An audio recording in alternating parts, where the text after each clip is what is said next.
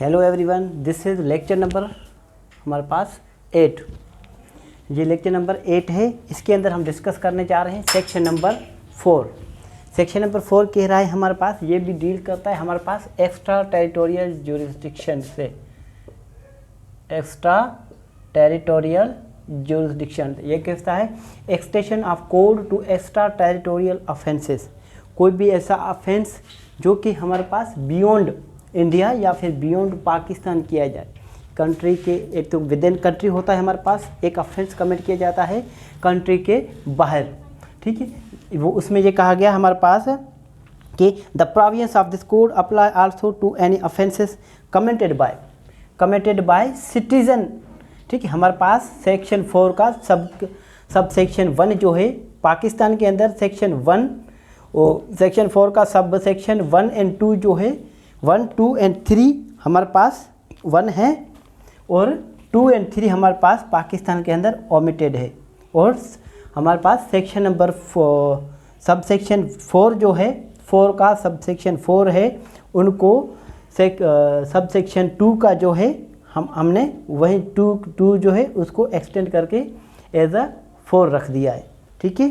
तो फिर हम 1 बाय 1 स्टडी करते हैं। हमारे पास जो offence committed by citizen of India या फिर पाकिस्तान का कोई भी हमारे पास मुलाजिम हो, पाकिस्तान नहीं होगा, सॉरी पाकिस्तान में, अच्छा पाकिस्तान है,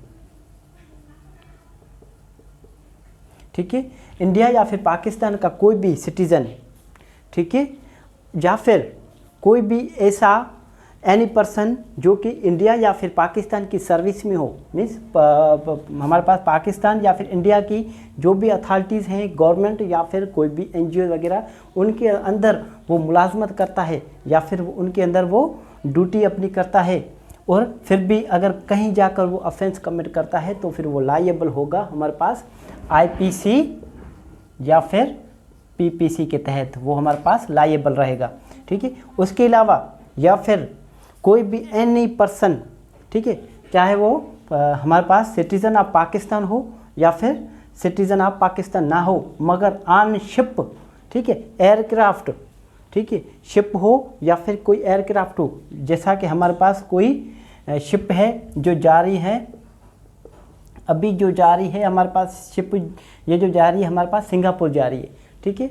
कोई शिप जा रही है सिंगापुर जो कि रजिस्टर्ड है इन इंडिया और या फिर पाकिस्तान के अंदर, फिर उसके शिप के अंदर एज ड्यूरिंग द जर्नी, और वो जो सफ़र था, सफ़र के दौरान ही अगर कोई ऑफेंस कमिट करता है और वो रजिस्टर्ड है जो हमारी कंट्री में, तो फिर जिस कंट्री में वो रजिस्टर्ड है उसी कंट्री में उसको ट्राई किया है और वो लायबल है and of the guilty of that offence, he is liable for that offence, ठीक है। And he is tried within हमारे पास जो कंट्री है इंडिया या फिर पाकिस्तान के अंदर, उसको ट्राई किया जाएगा, ठीक है। उसका ऑफेंस जो इन्होंने कमिट किया है उसका जो ट्रायल है वो हमारी कंट्री के अंदर ही चलेगा, ठीक है, और उसको पनिशमेंट दी जाएगी हमारी कंट्री के अंदर आईपीसी या फिर पीपीसी के तहत, ठीक है। उसके अलावा हमारे पास जो इंडियन पिनल कोड है उसके अंदर सेक्शन 4 का सब सेक्शन 3 जो है, कोई भी ऑफेंस कोई भी पर्सन, एनी पर्सन हमारे पास जो इंडिया का जो कंप्यूटर रिसोर्सेज है, कंप्यूटर रिसोर्सेज की डेफिनेशन आपको हमारे पास कहाँ से मिल जाएगी, वो आपको मिल जाएगी बाद में, मैं आपको बता रहा हूँ कि हमारे पास जो कंप्यूटर रिसोर्सेज है उसको टारगेट करता है कोई भी, कौन करता है, जैसा कि हैकर, ठीक है, हैकर करता है, क्या करता है, हैक करता है, फिर चाहे वो हमारे इंफॉर्मेशन को डैमेज करे, ठीक है, या फिर हमारे इंफॉर्मेशन को चोरी करे, ठीक है, तो फिर उसको हम क्या कहेंगे कि उन्होंने वो ऑफेंस कमिट किया है और उसका ट्रायल विद इन इंडिया होगा as under IPC, Indian penal code, ठीक है। तो फिर अगर कोई ऑफेंस कमिट करता है, हमारे पास कंप्यूटर रिसोर्सेस को डैमेज करता है या फिर कैसे करता है, हैक कर लेता है, या फिर किसी किस्म का कोई वायरस हमारे पास इंडिया के अंदर कोई हमारे पास कंप्यूटर है उन पर कोई किस्म का वायरस छोड़ता है तो फिर वो भी एक ऑफेंस हो जाएगा, और उस ऑफेंस को हम कहते हैं साइबर क्राइम। साइबर क्राइम भी कहते हैं एंड उसको साइबर टेररिज्म भी कहते हैं। अब हम उनको साइबर टेररिज्म भी कहते हैं। ठीक है, ये थोड़ा आप नोट कर लें।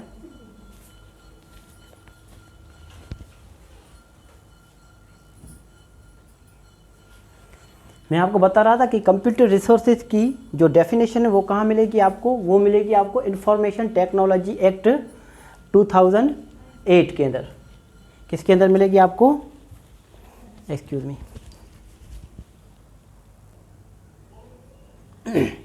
हमारे पास एक्सप्लेनेशन में वो आ जाता है कि हमारे पास वो कंप्यूटर रिसोर्सेज की डेफिनेशन कहाँ दी गई है। एक्सप्लेनेशन हमारे पास ए जो है,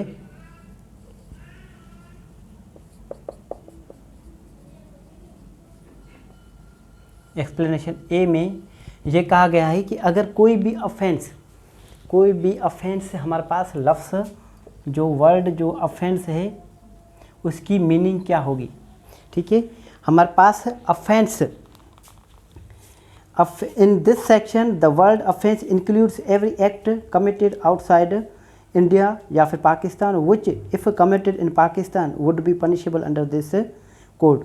अगर कोई भी एक्ट आप किसी भी कंट्री में जाकर कर रहे हैं, आउटसाइड कंट्री जाकर कर रहे हैं, तो फिर उसकी पनिशमेंट बिल्कुल वही होगी अगर वो ऑफेंस हमारी कंट्री में किया गया होता, तो फिर वो आप लाइबल हैं आईपीसी एंड पीपीसी के तहत। ठीक है, हमारे पास बी में जो एक्सप्लेनेशन दी गई है, ठीक है, बी में जो एक्सप्लेनेशन दी गई है वो ये दी है कि हमारे पास कंप्यूटर रिसोर्सेज है इंडिया के,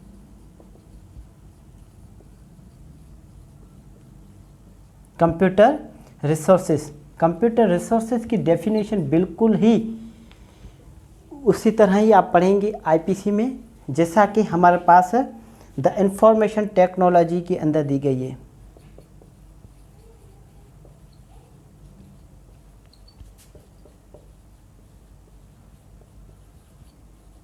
टेक्नोलॉजी 2008, हमारे पास 2008 का जो इंफॉर्मेशन टेक्नोलॉजी एक्ट है उनके अंदर जो डेफिनेशन इनकी दी गई है, उनके अंदर जो दी गई है वो हमारे पास सेक्शन नंबर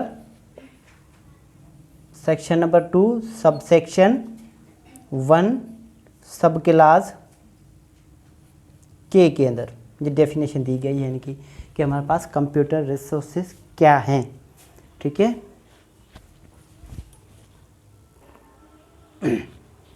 अब हमारे पास जो सेक्शन नंबर 4 है उनके कुछ इलस्ट्रेशन दी गई हैं। ठीक है, हमारे पास आईपीसी के अंदर सिर्फ एक ही इलस्ट्रेशन है, आईपीसी 1860 के अंदर सिर्फ सेक्शन नंबर 4 का एक ही इलस्ट्रेशन है।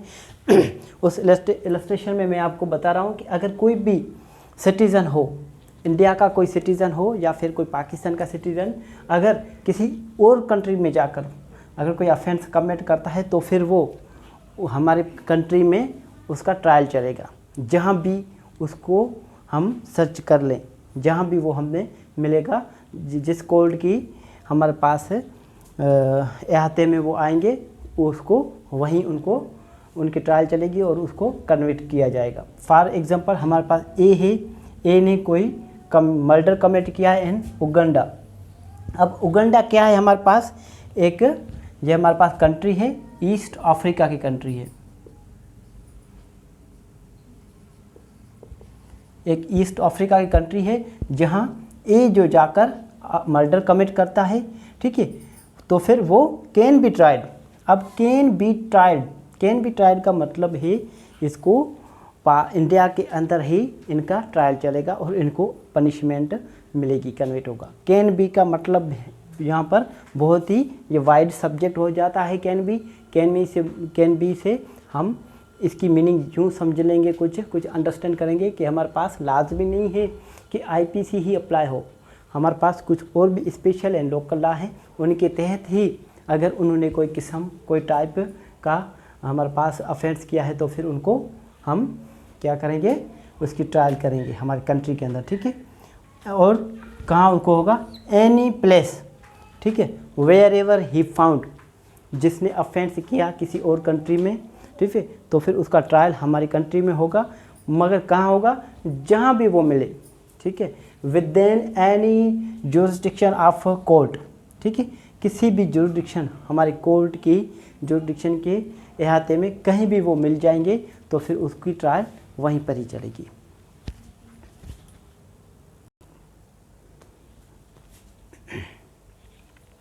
हमारे पास दो और भी इलस्ट्रेशन है, मैं आपको सॉरी इलस्ट्रेशन बताना भूल गया।